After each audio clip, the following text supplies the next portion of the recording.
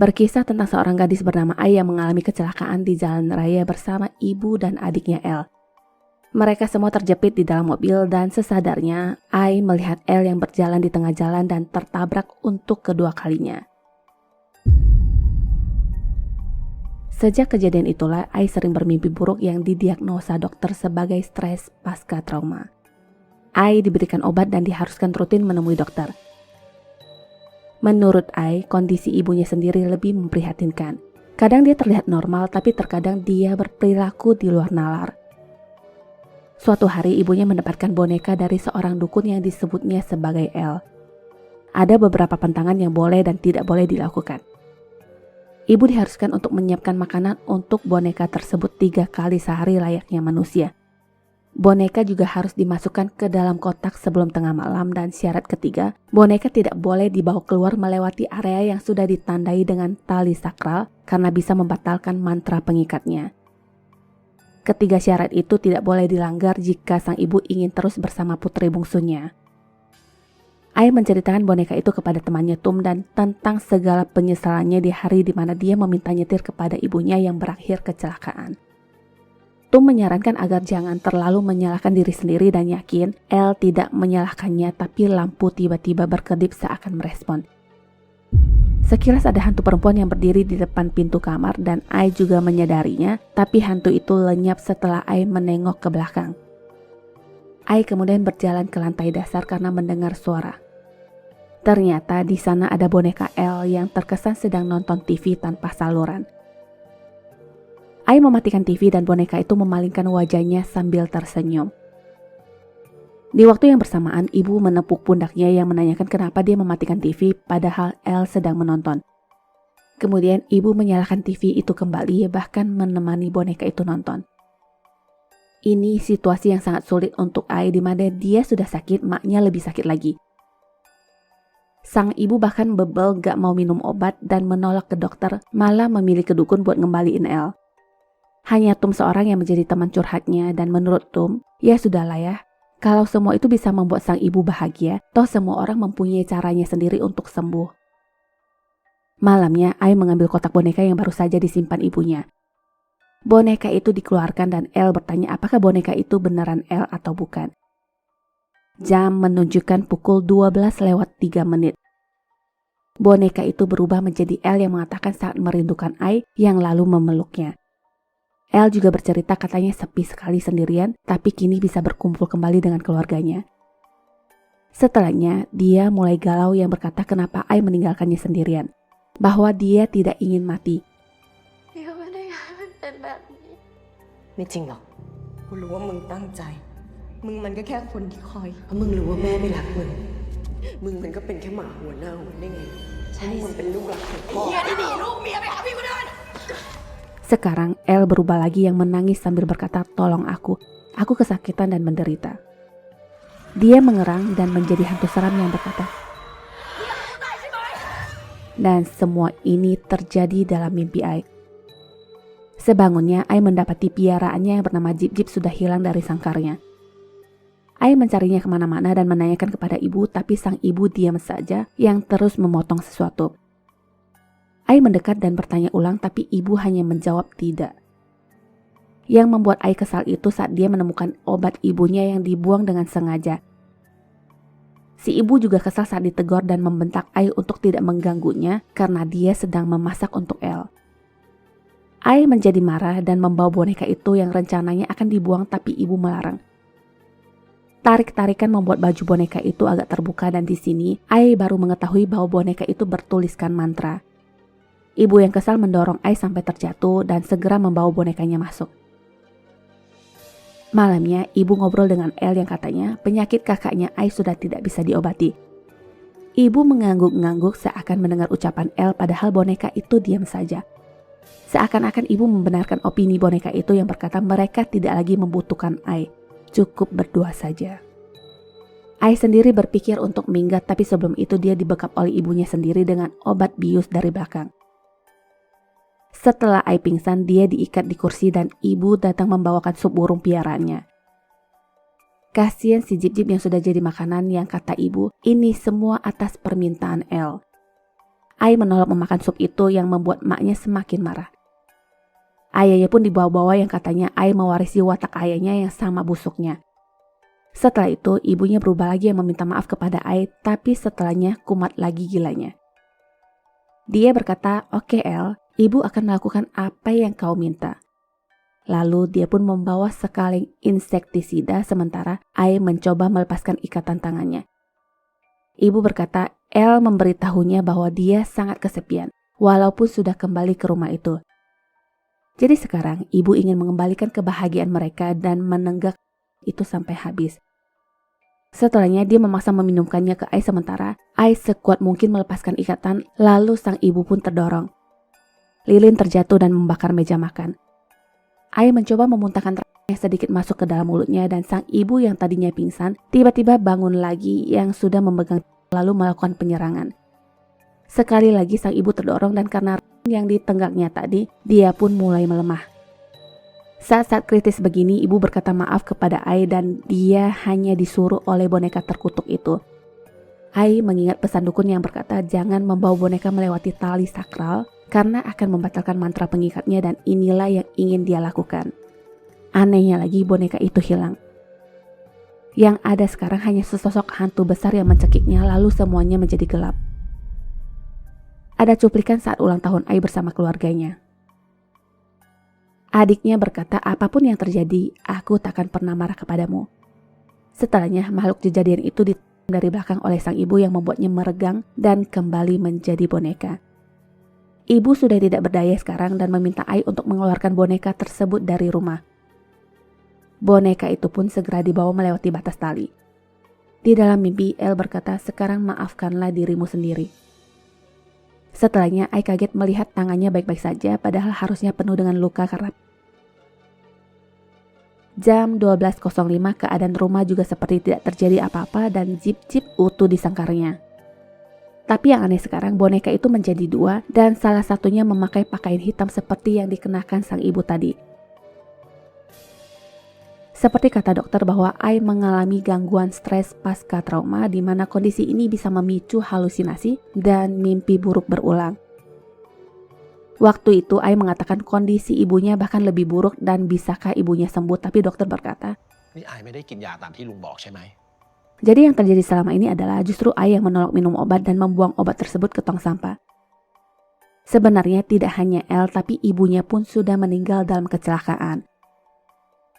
Waktu itu Ai tidak pernah terima dan berkata tidak karena dia pun masih curhat kepada Tum soal ibunya yang lagi-lagi sosok Tum sendiri hanya eksis di hayalannya saja. Jadi sebenarnya Ai lebih ngomong sendiri dan jawab sendiri. Selama ini dia selalu menyiapkan sarapan untuk 3 orang dan menangis sendiri.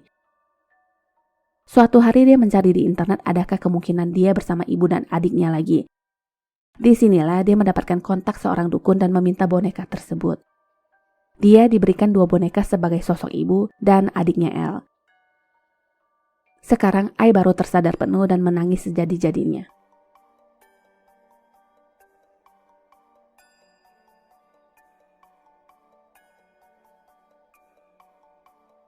Film diawali dengan seorang perempuan berbadan super kurus yang sedang menjahit pakaian pengantin sampai tangannya tertusuk jarum. Waktu berlalu dan sekarang dikisahkan gadis bernama Milk yang akan bekerja di sebuah toko baju pengantin. Hari itu dia diantar oleh kekasihnya yang bernama Beng dan Beng sempat berubah mood sewaktu Milk berkata, suatu hari aku juga ingin memakai baju pengantin jahitanku. Milk disambut oleh pemilik toko bernama Nook dan lantai 2 akan menjadi tempatnya untuk memperbaiki gaun-gaun yang rusak. Debu yang menempel di mesin jahit membuktikan tempat yang sudah lama sekali tidak terpakai. Di lantai 3 terdapat banyak manekin dan di sana pula lampunya agak konslet sedangkan lantai 4 merupakan ruang fotografi. Milk juga akan tinggal di lantai 5 dan lantai 6 merupakan rooftop. Toko akan dipercayakan kepada Milk sementara Nook akan keluar kota untuk seminggu. Hari berganti malam dan angin berhembus kencang yang menerbangkan selembar kertas merah yang tertempel di tandon air. Milk menelpon ibunya untuk mengabarkan pekerjaan barunya dengan gaji 2 kali lipat sambil menuruni tangga. Milk memeriksa ke lantai 3 sambil membawa gunting dan sekarang ada lagi suara barang jatuh di lantai 4. Di sana ada vas bunga yang jatuh dan terlihat seperti ada sosok manusia di balik tirai. Milk mendekatinya pelan-pelan dan ternyata itu hanyalah si Beng kampret yang sedang bercanda.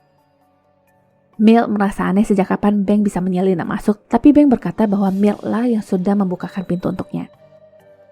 Milk tidak pernah membukakan pintu, tapi Beng benar-benar dibukakan pintu oleh Milk tadi yang mengenakan baju. Singkat cerita, mereka ewas-ewas dan Milk begitu ganas sampai Beng terkapar. Beng menceritakan apa yang sudah mereka lakukan barusan, tapi Milk sama sekali merasa tidak melakukan apapun. Beng meminta putaran kedua dan Milk langsung menanyakan jadwal pernikahan mereka yang langsung membuat kekasihnya bad mood. Masalahnya, ibu Milk meminta mahar besar yang tidak bisa disanggupi oleh Beng yang hanya seorang kurir makanan. Singkat cerita, keduanya berantem yang akhirnya membuat Beng meninggalkan tempat itu dan Milk menangis sampai ketiduran.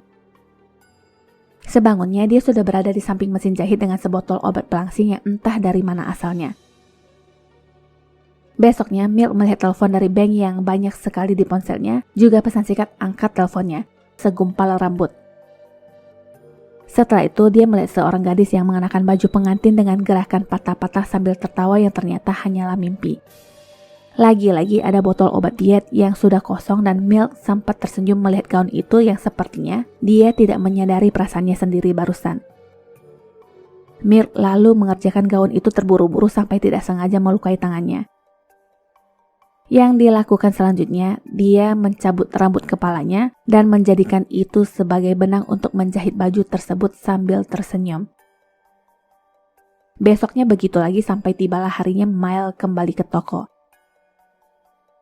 Sayang sekali bajunya tetap kekecilan, bahkan lebih kecil dari sebelumnya. Kalau sudah begitu si endut ngamuk lagi deh, apalagi pernikahannya tinggal 2 hari. Milk dimintai tolong untuk melepas gaun itu dan di momen ini, dia melihat hantu wanita yang menoleh ke arahnya sambil tertawa yang membuatnya pingsan. Milk dibiarkan sendiri dan sesadarnya hari pun sudah malam. Gaun itu tergeletak begitu saja dan di ponselnya ada panggilan tak terjawab dari Nuk. Nuk menelponnya lagi yang menanyakan apa yang terjadi. Milk menceritakan banyak kejadian aneh sejak dia menemukan sebuah gaun pengantin, tapi anehnya, gaun yang tadinya di depan mata itu menghilang. Gaun yang tadinya tertulis kepunyaan Pete ini sangat aneh dan Nuk langsung menanyakan kenapa Milk bisa mengetahui pemiliknya. Nuk meminta Milk untuk tetap di sana karena dia sedang menuju ke toko. Milk sendiri sudah merasa sangat tidak aman dan segera turun, tapi sekarang mesin jahitnya beroperasi sendiri. Karena tidak ada jawaban, Nuk pun perlahan naik dan menemukan sesosok wanita yang mengenakan gaun pengantin yang dipikir Milk. Tapi jika dilihat-lihat lagi, Nuk menyadari sosok itu adalah Pete dan mulai gugup. Pete menggerakkan bahunya yang suaranya seperti tulang patah dan pelan-pelan menoleh ke Nuk.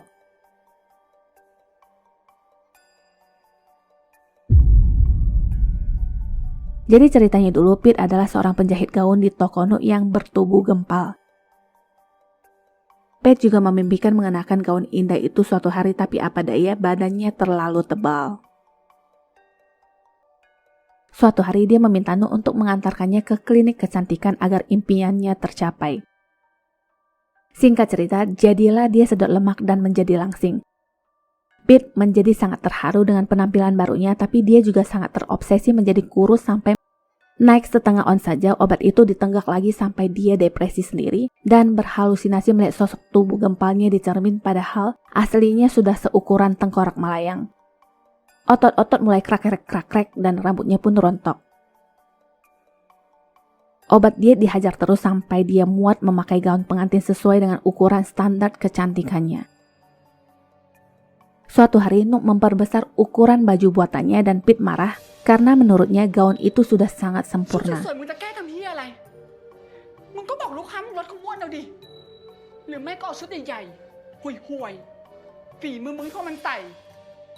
Nuk mencoba menyadarkannya untuk tidak mengkonsumsi obat diet itu karena dia sudah seperti mayat hidup tapi dibenamkan ke dalam tangki air.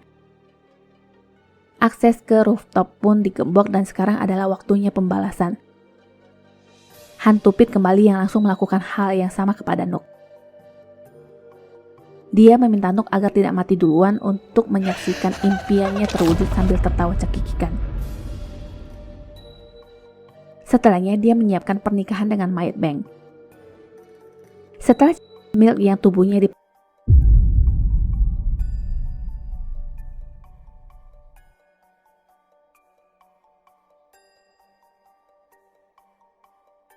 Film ini diawali dengan seorang pria yang bernama Nat yang mengapung di kolam.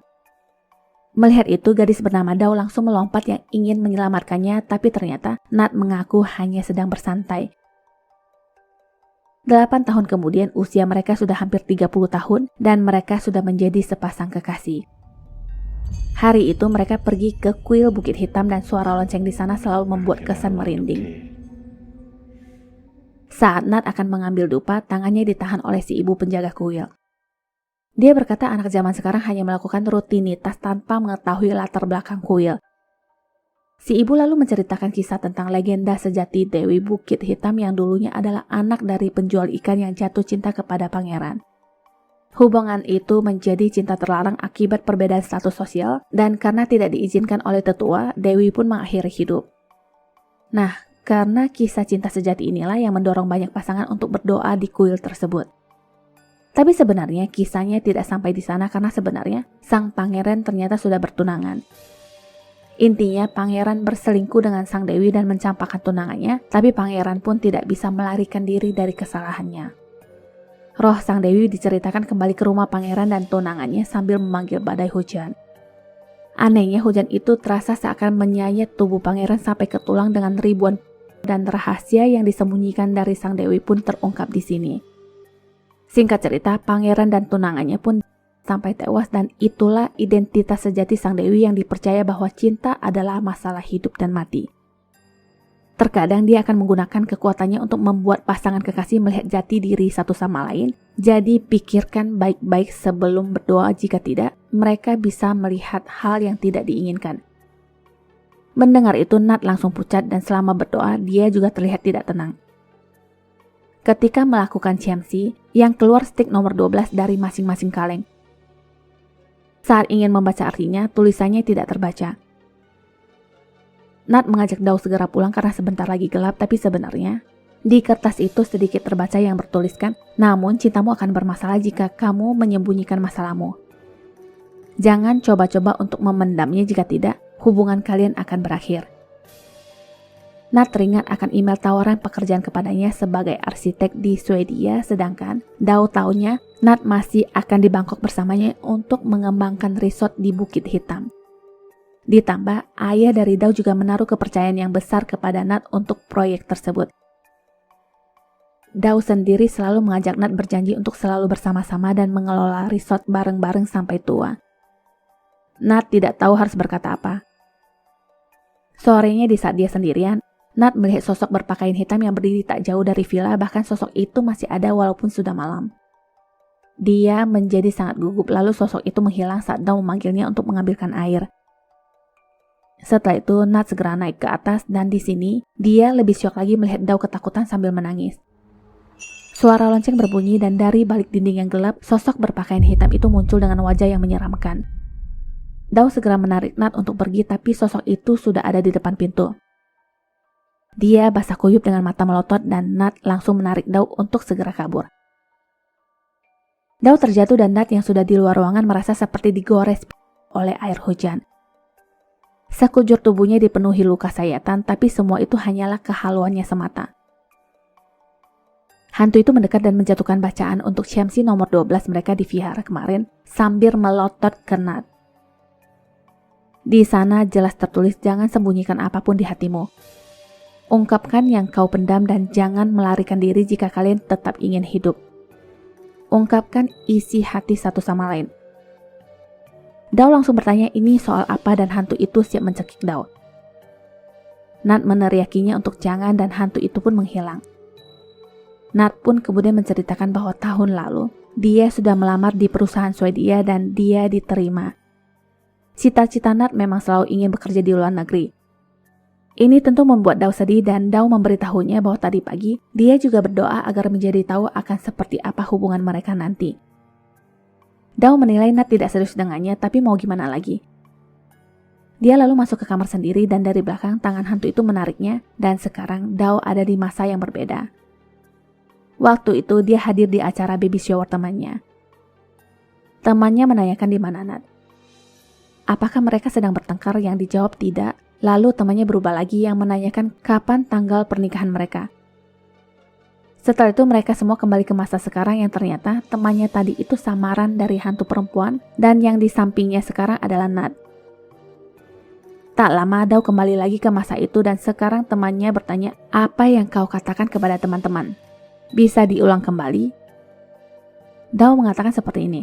พวกมึงรู้ป่าวว่าทำไมหลังๆกูไม่ค่อยนัดพวกมึงอะกูอิจฉาพวกมึงว่ะทำไมกูกับนัดถึงไม่เป็นแบบพวกมึงวะหลังๆมากูรู้สึกอึดอัดมากเลยว่ะกูไม่รู้ว่ามันคืออะไรอะกูรู้สึกกับมันน้อยลงเรื่อยๆกูแค่อยากให้เรากลับมาคุยกันได้เหมือนเดิมอะพวกมึงแต่งงานกันแล้วรู้สึกกันมากขึ้นไหมวะถ้ามันช่วยให้เปิดใจกันได้มากขึ้นมันก็ต้องแต่งแล้วปะดีกว่าไม่มีมันอยู่ในชีวิตกูอะ Dao lalu kembali lagi ke momen ini dan Nat mendengar semua curhatan hati Dao tadi. Sekarang Nat yang bete. Dao menahannya agar tidak pergi dan memohon agar mereka seperti dulu lagi karena sekarang tidak ada lagi yang disembunyikan darinya. Nat lalu menjawab, semua kuungkapkan seperti ini sambil wajahnya. Dao menjadi takut dan berteriak yang akhirnya dia dibawa lagi ke momen lainnya bersama sang ayah. Ayah bertanya apa yang ingin kalian sampaikan. Dao melihat ke arah Nat. Hantu itu memintanya bercerita tentang kerjaan Nat dan dulu sekali Daolah yang memohon kepada ayahnya untuk menerima Nat bekerja karena saat itu dia sudah banyak melamar tapi belum tembus juga. Dao merasa kasihan kepadanya dan melakukan ini tanpa sepengetahuan Nat. Sekarang dia harus mengakui semuanya dan lagi-lagi Nat tersinggung yang merasa harga dirinya diinjak-injak. Nat berkata sebelum itu juga ayahnya mengatakan sesuatu kepadanya. Sang ayah meminta Nat untuk menjaga Dao jika suatu hari ayahnya kenapa-napa, mengingat dia sedang sakit liver dan sebenarnya ayah juga tahu bahwa Nat melamar kerjaan di Swedia.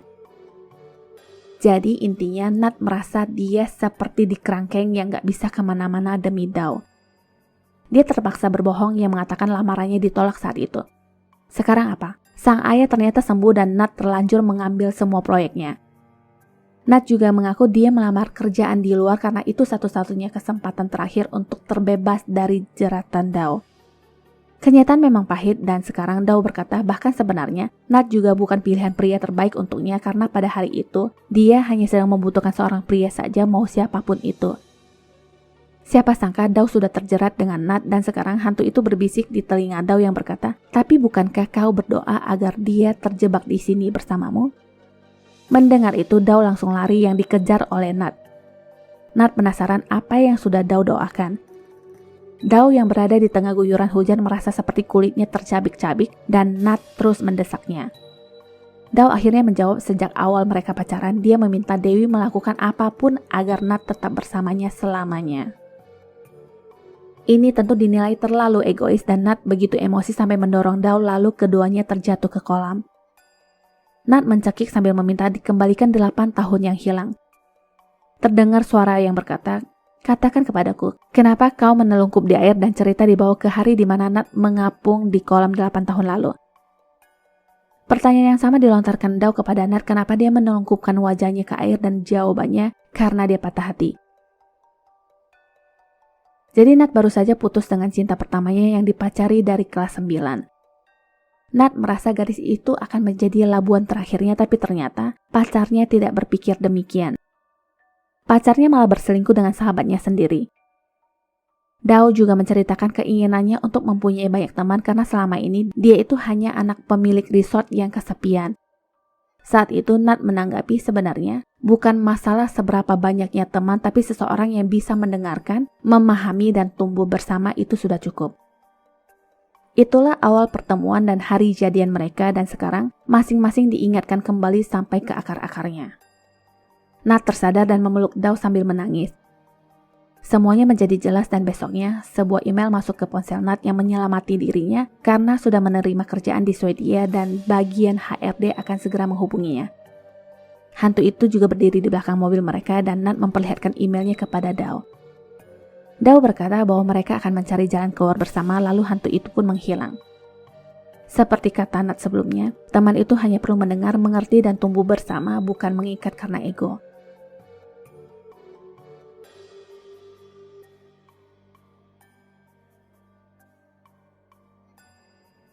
Berkisah tentang seorang pria bernama Bert yang baru saja pindah ke sebuah apartemen murah. Belum masuk saja, dia sudah berhalusinasi tentang seorang wanita yang jatuh dari atas dan tewas di tempat. Hari itu dia dibantu oleh temannya Kit, dan di sana dia bertetangga dengan seorang wanita seksi yang menempati kamar 406. Sekilas tentang Bert, dia ini pria yang cukup keras kepala yang berani keluar dari pekerjaannya demi memilih bermain saham. Menurutnya bekerja dengan orang itu membosankan yang hanya menjalani rutinitas, mematuhi aturan, dan menjadi sampah. Mau dinasehati seperti apapun, nih laki tetap aja bebel, dan sewaktu mengantarkan Ki pulang, dia menempel sebuah catatan perkenalan di depan pintu tetangganya. Sekilas lampu redup dan sekembalinya kertas itu sudah hilang. Bert ternyata juga seorang pecandu narkoba dan mulai halus setelah mengenang haram tersebut. Suara keran air terdengar di toilet dan tak lama dia pun seperti melihat gadis tetangganya keluar dari kamar mandi, tapi semua itu tentu hanyalah kehaluannya semata. Terdapat sebuah catatan di dekat sepatunya yang bertuliskan, jika mendengar sesuatu jangan khawatir, jangan minta bantuan, diam saja. Suara itu akan berhenti, jangan pergi setelah tengah malam. Jika ada yang mengetuk atau berjalan-jalan di luar, jangan merespon ataupun keluar. Matikan lampu dan jangan bersuara. Dia lalu menelpon Kit dan menanyakan adakah dia melihat catatan tersebut tadi sewaktu membantu memasukkan barang-barang ke kamar, yang dijawab Kit tidak sama sekali. Karena itu Bert berpendapat gadis sebelah itu pasti gundiknya memberikan catatan tersebut. Sebelum menutup telepon, Kit berpesan agar menuruti saja permintaan dalam kertas tersebut demi bertahan hidup, dan pesan itu kemudian ditempel di pintu kulkas. Jam 12 tengah malam di saat Bert mengawasi bursa saham, sekilas dia mendengar suara perempuan menangis. Suara tangisan menghilang dan sekarang suara seperti orang bertengkar. Daripada mengurusi hal-hal yang bukan urusannya, dia pun mengenakan headset dan merokok di balkon. Setelahnya, dia sedikit melepas headset dan sekarang terdengar lagi seperti suara orang yang sedang bercinta. Karena kepo, dia pun ngintip dan wanita itu bertatap mata dengannya. Bert yang merasa kegep langsung kembali ke kamar dan sekarang ada yang menggedor pintu kamar. Tak hanya menggedor, tapi terkesan seperti ada yang ingin memaksa masuk dengan menggerak-gerakkan pegangan pintu. Bert mengintip dari lubang spai yang ternyata tidak ada siapa-siapa dan tak lama ada tangan yang menutup lubang spai tersebut. Gedoran pintu terulang kembali dan Bert langsung mematikan lampu kamar. Dia bersiap dengan barang tajam di tangannya sambil mendekati pintu, tapi lagi-lagi tidak ada siapa-siapa. Sebenarnya ada sosok bayangan perempuan yang nyata berdiri di sana. Ponsel Bert berbunyi dari Kit yang membahas tentang sepatunya yang ketinggalan. Dalam kesempatan ini, Bert sekalian menceritakan tentang gadis tetangga sebelah yang mempermainkannya. Setelahnya Bert tidur dan bermimpi tentang gadis berbaju merah yang mengakhiri hidup. Tapi di sini dia membuka mata dan Bert pun terbangun. Hari ternyata sudah pagi dan saat Bert keluar kamar, dia melihat kamar 406 itu sudah dalam keadaan dirantai dan digembok. Dalam pikiran Bert, perempuan tersebut mungkin dikurung dan dia mengetuk pelan sambil bertanya apakah perempuan itu baik-baik saja. Tak lama pintu dibuka dan gadis itu sempat mengintip dari celah lalu menutupnya kembali. Bert langsung berlari ke bawah dan melaporkan ke security bahwa ada yang terkurung di unit 406, tapi menurut security, unit itu harusnya kosong karena pemiliknya sudah pindah tahun lalu. Bert mengumpat sambil berjalan pergi dan kembali lagi dengan beberapa perlengkapan pertukangan. Dia nekat manjat lewat balkon ke sebelah kamar dan sebelum mencongkel pintu, tirai terbuka sendiri dari dalam. Bukannya ngintip dulu, tapi dia tetap mencongkel pintu dan masuk ke dalam yang ternyata memang tidak ada siapa-siapa. Anehnya lagi, dia malah melihat sosok diri sendiri yang sedang sakau, lalu dia pun tersadar. Ponsel berbunyi dari Kit dan Bert sekalian mengambil gambar catatan aneh itu untuk dikirimkan kepadanya. Bert merasa ada yang aneh di unit sebelah dan sudah melaporkan ada wanita yang disekap, tapi reaksi security tidak kooperatif. Kit menyarankan untuk melapor ke polisi, tapi Bert juga tidak berani mengingat dia pengguna aktif. Karena itu Kit berkata akan mencari tahu siapa pemilik unit tersebut dan malamnya ibu Kit menelpon yang tidak pernah mau dijawab. Tengah malam, Bert keluar kamar dan kembali lagi karena ponselnya tertinggal. Unit sebelah yang tadinya dirantai sekarang menjadi normal. Bert mengambil ponselnya dengan buru-buru dan kaget pintu kamarnya terbanting sendiri. Ponsel berbunyi dari Kit yang langsung memarahinya. Kit kecewa selama ini tertipu dengan Bert yang adalah pecandu narkoboy setelah ngobrol dengan ibunya. Bert juga dipecat gara-gara itu dan bukan mengundurkan diri. Kit juga menuduh Bert mengarang cerita soal gadis sebelah dan soal catatan juga pasti Bert lah yang menulisnya sendiri karena halu. Bert kesal disudutkan terus-menerus dan dia pun melemparkan ponselnya yang berakhir dengan obat-obatan. Hisap terus. Dia juga melampiaskan kemarahannya dengan mencampakkan kertas peringatan itu dan berjalan keluar. Nah, sekarang unit 406 terbuka dan ada seorang gadis di dalamnya. Awalnya Bert mengabaikannya tapi gadis itu keluar dengan hanya menggunakan handuk. Gadis itu mengajak Bert untuk masuk ke kamar 407 sambil berkata, "Kau tidak ingin ikut denganku?" Entah apa yang terjadi malam itu dan Bert bangun yang sudah ada di kamarnya keesokan harinya. Di depan pintu ada selembar kertas pemberitahuan mengenai malfungsi bangunan yang terjadi tanpa batas waktu yang pasti dan penghuni diharuskan untuk mengikuti pedoman dengan baik. Yang pertama, penghuni dilarang mencari tahu sumber bau atau panas yang mungkin muncul dan harap tetap berada di dalam unit. Lindungi diri dari tingkat kebisingan yang berbahaya karena sistem pipa sedang dalam perbaikan. Dilarang menyentuh dan meminum air keran. Jika ada orang lain di dalam unit Anda, jangan sapa ataupun lakukan kontak mata sebelum pemberitahuan bahwa situasi sudah kembali normal. Jangan pernah tinggalkan unit Anda. Membaca itu, Bert merasa dipermainkan apalagi pintu kamarnya tidak bisa dibuka.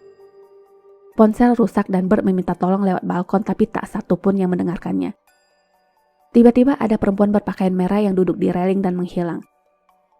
Anehnya lagi, hari menjadi malam tapi itu berlaku di mata Bert seorang. Di luar, Kit datang ke apartemen yang menemui pemilik unit 406 bernama Sakda. Kit ingin mencari informasi tentang unit apartemen itu sementara Bert mengalami hal yang sungguh aneh. Lampu berkedip, air di toilet sampai meluap. Di belakangnya ada seseorang tapi menghilang. Kembali lagi ke Kit. Dia menanyakan tentang catatan yang Bert kirim kepadanya dulu dan respon Sakda langsung bertanya, tahu dari mana? Jadi masalahnya bukan pada unit apartemen 406 melainkan unit 407 yang dihuni Bert. Jadi ceritanya dulu Sakda tinggal di kamar 406 bersama istrinya yang berprofesi sebagai suster dan ada gadis cantik bernama Jen tinggal di kamar 407. Singkat cerita, Sakda berselingkuh dengan Jen dan Jen selalu setor badan setiap tengah malam di kamar 407. Suatu hari istrinya mengetahui perselingkuhan suaminya dan mereka pun ribut besar. Sang istri pernah menemui Jen dan sebelumnya di hari perpindahan Sakda dan istri, diam-diam Sakda menyelipkan catatan ke kamar Jen yang isinya adalah catatan yang persis Bert temukan di awal cerita. Jadi setiap malam si istri akan datang mengganggu Jen dengan gedoran-gedoran pintu disertai makian-makian. Sakda si penipu itu memilih istrinya walaupun sebelumnya berjanji akan menceraikan istrinya. Tak lama setelah itu Jen mengakhiri hidup yang melompat dari balkon. Mendengar cerita itu, Kit segera ke kamar Bert, sementara Bert masih terus mencoba membuka pintu kamarnya. Ganggang pintu entah kenapa terasa panas yang melukai tangannya dan sekarang hantu Jen menampakkan diri dengan wajah seramnya. Di sana juga terlihat ada seorang pria bersama hantu tersebut. Dalam kondisi begini, Bert baru teringat ibunya dan memanggil sang ibu untuk menyelamatkannya. Terdengar Kit mengetuk pintu dari depan tapi dia sendiri tidak bisa mendengar suara Bert yang padahal sudah berteriak. Sekarang terdengar gedoran yang lebih keras dari berbagai arah dan suara Jen yang berkata, "Kau tidak ingin masuk denganku?" Bert dibuat gila sedangkan di dunia nyata dia ternyata sudah meninggal dan kerabat sedang melakukan upacara untuknya. Bert teringat catatan sebelumnya yang tertulis, "Untuk keselamatan Anda, lindungi Anda dari kebisingan," dan dia pun segera mengenakan headset. Sang ibu menuangkan air putih dan hal itu terasa menghujani tempat tidurnya. Catatan itu ternyata dari hantu wanita yang berkata jangan menyentuh ataupun meminum air yang padahal suara bising itu adalah doa sedangkan air itu adalah air suci yang dikirimkan oleh sang ibu. Setelahnya ada yang membuka pintu yang ternyata sang ibu yang berkata akan menjemputnya. Tapi karena ingatan peringatan tentang jika ada orang yang berada di unitmu jangan menyapa ataupun melakukan kontak mata dengannya, maka Bert pun diam dan menetap di sana. Melihat ibunya pergi, Bert mengejarnya dan pintu pun terbuka sendiri. Sedangkan sang ibu juga yang lainnya berjalan sambil memegang dupa dan foto Bert. Seseorang berkata kepada ibunya, ini bukan apa-apa, Bert sudah pasti ada di surga, tapi kenyataannya jiwa Bert masih terperangkap di kamar itu. Hantu Jen muncul dan berkata tidak ingin masuk denganku. Sekarang Bert melihat arwah dirinya sendiri berjalan masuk ke dalam kamar bersama hantu Jen lalu lompat dari balkon. Jadi itulah sebab kematian Bert. Dia halu dan menjatuhkan diri. Semuanya sudah terlambat dan dia diperlihatkan saat-saat kematiannya. Jiwa Bert sudah ditawan oleh hantu Jen di kamar itu.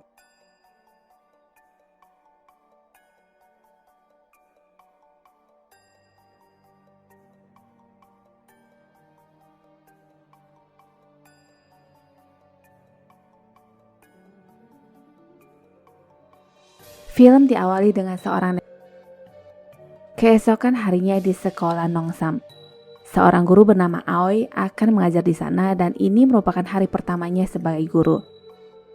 Absen pagi dimulai dan seorang murid bernama Nick dikabarkan sudah lama tidak terlihat. Murid lainnya nyeplos yang katanya Nick sudah koit ditabrak bus dan berita ini didapat dari gosip guru lainnya yang mengaku sering melihat Nick belajar di kelas pada malam hari. Tentu saja semua ini hanyalah gurauan anak kecil dan di ruangan guru-guru lainnya tidak peduli dengan Nick yang katanya memang suka bolos, bahkan latar belakang orang tuanya juga sama premannya. Kepsek bersaksi ayahnya dulu itu adalah seorang siswa di sekolah mereka dan dia juga suka mabok-mabokan, ngobat bahkan hamilin anak orang sampai dikeluarkan dari sekolah. Nenek dari Nick juga dinilai orang yang sangat aneh. Aoi ditantang untuk mengembalikan Nick ke sekolah jika dia mampu dan jika memang dia ingin diakui di sana. Pulang sekolah, Aoi langsung mampir ke rumah Nick yang terkesan agak jorok. Ayah Nick Nick sendiri sudah direlakan oleh keluarganya mau hidup ataupun mati, semua tergantung pada karmanya. Ayah Nick sendiri tampak menakutkan dengan tatapan dan tingkahnya. Setelahnya, Aoi pun pamit dan memberitahu temannya bahwa muridnya minggat dari rumah yang sangat bau. Baru chat-chatan sebentar, dia ditegur Kepsek untuk menjaga sikap jika ingin menjadi guru yang baik. Hari berganti malam dan Aoi masih tinggal di asrama sekolah. Jadul, pelosok, dan membosankan ini. Tak lama dia mendengar seperti barang jatuh di atas yang membuatnya penasaran. Pelan-pelan dia berjalan ke atas dan teringat akan candaan salah satu murid tentang hantu Nick yang belajar pada malam hari, juga omongan sang nenek yang mengaku dianiaya. Bayangan tentang Nick pun seakan sedang duduk di sana dan Hong. Yang benar, mereka malah ingin menghabisi Nick, makanya dia bersembunyi di kelas pada malam hari. Suara aneh kembali terdengar dan Nick mulai ketakutan yang katanya mereka datang. Nenek dan ayah masuk ke dalam kelas dan mengunci pintu. Sang ayah menyuruh Nick agar tidak mengganggu Aoi dan nenek melanjutkan yang katanya akan mengirimkan Nick untuk melayani sang Buddha di surga. Anak tidak tahu diri harus diberi pelajaran sedangkan sang ayah mengeluarkan pisau. Singkat cerita mereka lolos dan bersembunyi di ruangan lainnya. Aoi langsung menelpon polisi tapi Pak Pol malah bilang lokasi terlalu jauh dan semua anggota sedang melayani petinggi.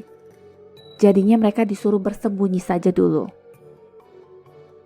Aoi melakukan apa yang disarankan dari samping tempat persembunyian itu, Nenek juga memasak makanan dengan campuran narkoba yang diberikan kepada ayah Nick. Sosok itu juga menghasut sang nenek untuk mendatangkan lebih banyak pembeli dan membuatnya percaya bahwa nenek akan mendapatkan pahala. Kejadian ini berlangsung berbulan-bulan dan karena obat itu pula, Nick menjadi gampang berhalusinasi tapi dia sama sekali tidak pernah melawan. Suatu hari Nick disiksa sampai pingsan dan bangun lagi lalu terjadilah tragedi penganiayaan di awal cerita. Nenek yang teriak-teriak mendatangkan sang ayah yang langsung menggamparnya. Harapan muncul ketika Aoi menghampiri rumahnya dan membuat dia bertekad untuk kabur ke sekolahan sekarang. Tak lama si Saiko datang yang memaksa membuka pintu. Dengan pisau yang tertancap di punggungnya. Pisau itu lalu dicabut Num dan sekarang dia mendekati Aoi sambil berkata, "Kau sudah tercerahkan sekarang?" Perasaan Aoi bercampur aduk, kadang dia terlihat sedih dan tertawa sesudahnya yang sudah pasti dibawa pengaruh obat-obatan. Tak lama si nenek disuruh lagi sama mamanya keluar. Setelahnya Nick tiba-tiba sudah berdiri dan berkata, "Aku akan membawamu bersamaku." Si nenek langsung lari ketakutan meninggalkan anaknya. Aoi mendekati Num yang sedang kesakitan itu dan memakinya sebagai bajingan yang tidak bisa mengontrol diri dan juga tidak bisa bertanggung jawab membesarkan anaknya. Makanya si minion itu dipotong saja.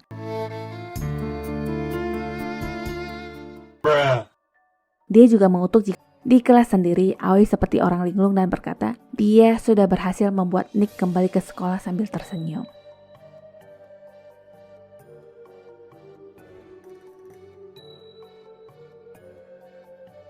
Berkisah tentang seorang nenek yang ingin melepas ikan yang dibelinya di pasar. Sang putri bernama Monta mencoba meyakinkan bahwa di dekat sana tidak ada tepian dan arus begitu deras yang akan membuat ikan-ikan itu mati. Bukan pahala yang didapat, malah dosa. Kenyataannya si nenek agak pikun dan tidak begitu mengerti ucapan anaknya. Di tengah-tengah Monta mengangkat telepon dari rekan kantor dan setelah membalikkan badan ibunya sudah tidak ada, hanya tinggal sepasang sendal. Monta mulai gelisah tapi pencarian sia-sia. Kasus hilangnya nenek dilaporkan ke polisi dan Monta disuruh pulang untuk beristirahat. Monta sendiri tidak tahu harus bagaimana lagi dan hanya bisa menangis sedih di rumah. Anaknya Nulek menanyakan di mana neneknya sampai melempar barang ke dinding. Monta menjelaskan apa yang sudah terjadi, bahwa dia kehilangan sang nenek. Nulek menyalahkan ibunya dan mengatakan hal yang sangat tidak pantas, bahwa wajar saja ayahnya meninggalkannya karena memang maknya tidak becus. Setelahnya Nulek chit-chat dengan temannya yang menceritakan apa yang sudah terjadi. Hubungan Nulek dengan ibunya tidak begitu baik karena ada histori tentang ibunya yang sudah meninggalkannya dan sang neneklah yang membesarkannya. Itulah kenapa Nulek memanggil ibunya dengan sebutan nama. Alis temannya berkata mungkin saja nenek sedang bersembunyi karena dia memang suka main petak umpet dari dulu dan menunggu Nulek untuk menemukannya. Entah kenapa Nulek merasa ingin membuka tirai jendela dan di seberang sana seperti ada yang memperhatikannya. Besoknya Nulek mendengar suara ibunya yang sedang berbicara dengan pihak kepolisian yang mendesak pencarian neneknya sampai marah-marah. Dia sendiri memilih untuk kembali ke kamarnya. Monta kemudian berinisiatif menanyakan orang pintar sambil membawa sendal maknya. Dia menunggu sampai malam karena antrian yang panjang dan singkat cerita, orang pintar itu berkata nenek masih ada tapi hantu sudah menghalangi pendengarannya, jadinya dia tidak tahu jalan pulang dan yang mencari pun tidak bisa menemukannya. Monta disuruh melakukan ritual pengikat kaki untuk menuntun sang ibu pulang dalam hitungan 3 hari. Menurut sang dukun, nenek sangat mengkhawatirkan cucunya. Mereka berbagi ikatan yang dalam tapi dia pelupa sampai tidak bisa pulang. Inilah yang Monta lakukan. Sandal nenek diikat beserta dengan fotonya dan dia diharuskan untuk terus memikirkan nenek sepanjang jalan. Tidak boleh memikirkan yang lain atau Monta malah akan membawa pulang sesuatu yang lain. Sesampainya di rumah, dia menaruh sandal itu di kamar nenek dan berdoa agar ibunya segera pulang. Nulek yang melihat kelakuan maknya hanya bisa gibah dengan temannya yang katanya itu konyol dan dia menginginkan ibu baru. Nulek lalu membuka tirai jendela dan lagi-lagi tetangganya sedang melihat ke arahnya. Besoknya di hari pertama setelah ritual, 2 orang ini masih terlihat dingin satu sama lain sedangkan Monta terus-terusan memikirkan nasib si nenek. Hari kedua belum ada tanda-tanda dan hari ketiga malam nenek belum terlihat dan hujan pun mulai turun deras. Seperti biasa, Nulek ngemeng-ngemeng dengan temannya dan menganggap ibunya itu tulul yang percaya saja sama dukun kampret. Dia juga menulis sedih sekali punya ibu seperti ini, tapi kalimat itu sepertinya membuat dia berpikir ulang. Nulek lalu membuka tirai dan si tetangga kepo itu asik mengintipnya yang langsung bersembunyi saat ketahuan. Di jalan sendiri seperti ada yang berbeda. Sepasang jejak kaki basah mengarah ke rumahnya dan tiba-tiba Monta sudah di belakang yang mengabarkan nenek sudah pulang ke rumah. Monta lalu membersihkan kaki nenek dan memintanya untuk istirahat karena nenek akan dibawa ke dokter untuk pemeriksaan fisik. Nenek berkata dia baik-baik saja, hanya lututnya yang agak sakit dan tidak akan kemana-mana. Nenek sendiri terlihat normal, tapi Nulek merasa seperti asing. Keesokan harinya, Nulek mengabarkan kepulangan nenek kepada Alice, tapi dia merasa harus memastikannya lagi. Di lantai bawah itu, dia mendengar suara dari dalam kamar nenek. Nulek pun masuk dan suara aneh yang dia dengar itu berasal dari bawah ranjang, sedangkan nenek sendiri tidak ada di sana. Ada mangkok yang bergerak sendiri dan saat Nulek ingin mengambilnya, tiba-tiba ada ulat yang merayap ke tangannya. Seseorang ternyata mengintipnya dari jendela dan Nulek pun langsung kembali ke kamar. Dia takut dan selimutan, tapi apa yang ada di dalam selimut itu lebih menakutkan. Ada hantu nenek di sana. Nulek kaget dan sosok di dalam selimut itu tertawa cekikikan. Dia pun memberanikan diri untuk membuka selimut dan ternyata nenek memang ada di sana tapi dengan wujud yang normal. Nulek mempertanyakan kenapa nenek bisa di atas, sedangkan dia mengaku lututnya sedang sakit. Alasan nenek karena nenek merindukannya. Nulek lalu berbaring di pangkuan nenek sambil ngobrol. Dia meminta nenek untuk menemaninya selamanya. Di kantor sendiri, Mota mendapatkan telepon dari seseorang dan langsung bergegas pergi. Kembali ke Nulek, dia meminta nenek untuk menyanyikan lagu pengantar tidur yang biasa nenek nyanyikan untuknya sementara Monta syok menemukan jasad nenek yang sudah membusuk di rawa-rawa. Setelahnya dia langsung menelpon Nulek tapi ponsel tuh anak lagi ditaruh di meja di lantai dasar. Situasi membuatnya semakin panik dan segera pulang. Nulek yang tertidur terbangun tiba-tiba dan di sini dia melihat sesuatu yang menakutkan. Kepala nenek seakan mau copot dari badan dilihat dari bayangan yang terpantul di dinding. Di momen itu Nulek tidak bisa menggerakkan badan dan apa yang dilihatnya semakin membuatnya takut. Kepala itu akhirnya copot dan nenek berkata, "Nulek, ayo ikut dengan nenek."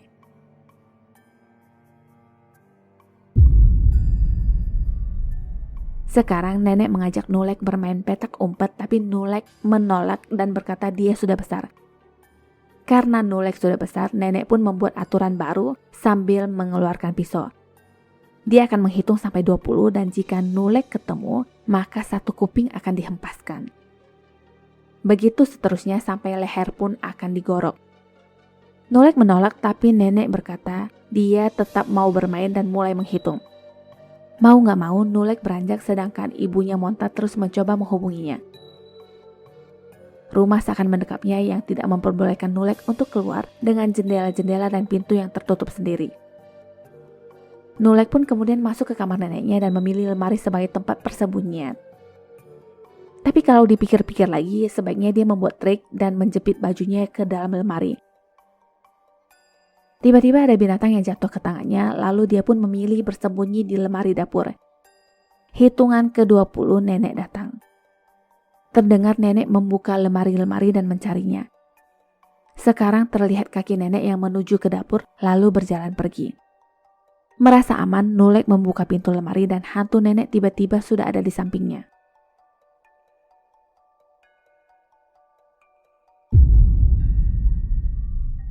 Satu kuping dipotong dan hantu itu menyuruhnya untuk melanjutkan permainan sambil memegang sepotong kuping. Sekarang Nulek menuju kamar mandi tapi tidak untuk bersembunyi melainkan mencoba kabur.